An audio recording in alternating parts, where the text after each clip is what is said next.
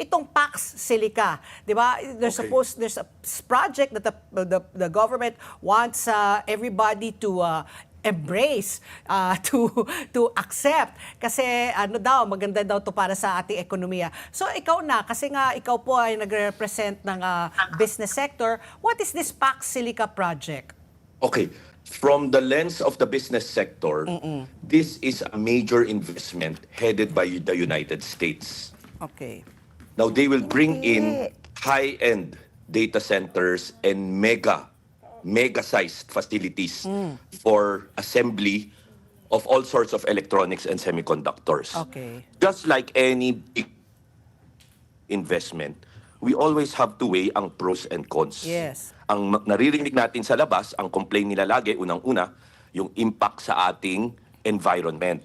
Because yung ganitong klaseng proyekto, kakailanganin niya ng malaking source of raw materials and minerals, which the Philippines is very rich in. Nickel, copper, gold. Lahat yan kinakailangan tuwing meron tayong assembly ng high-value semiconductors and electronics. Pangalawa, kina-question nila yung sovereignty.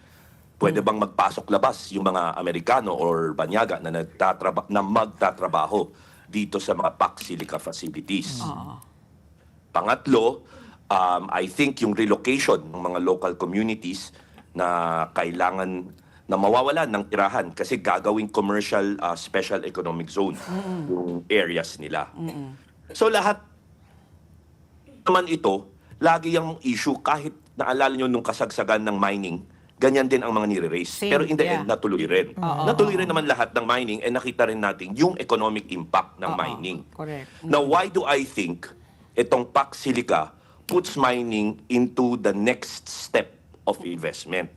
Ang mining kasi, kung ano ang minina natin na mineral, diretso natin binibenta as it is na raw mineral to China. In fact, nakaabang na yung mga barko. Ganun ka-hot ang global demand para sa mga mina natin. Minerals, yeah. At the same time, alam mo, advance magbayad ang mga Chinese buyer natin. Hindi pa tayo nagmimina, meron ng malaking down payment yan. Wow. So ang ginawa ng Amerika this time, ang inaalok nila sa atin is yung raw minerals mo, ipaprocess ko, gagawin ko siyang high-value semiconductor or electronics.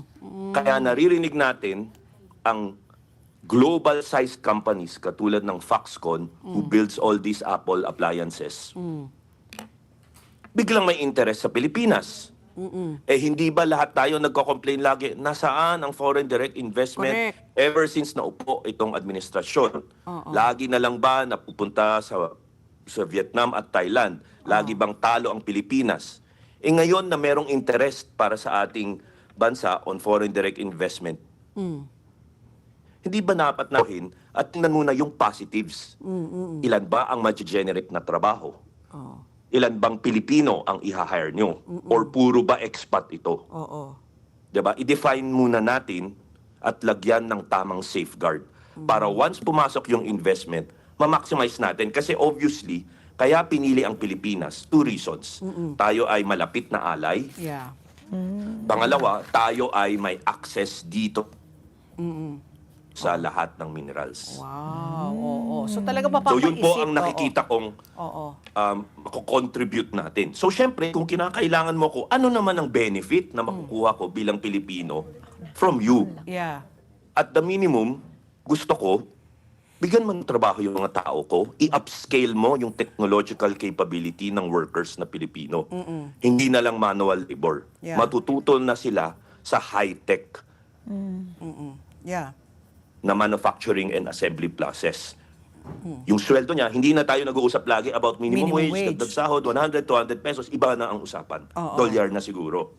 Diba? Ang standard natin. Expat rate. Yes. Diba? So parang nakakakuha ka ng expat rate, pero dito nagtatrabaho sa New Clark City yung mga kababayan natin. So I think, kung tama ang implementation, at may tamang mga safeguards para protektahan ang ating environment, protektahan ating mga local communities, maraming mga magandang maidudulot para sa ating ekonomiya itong Pax Silica.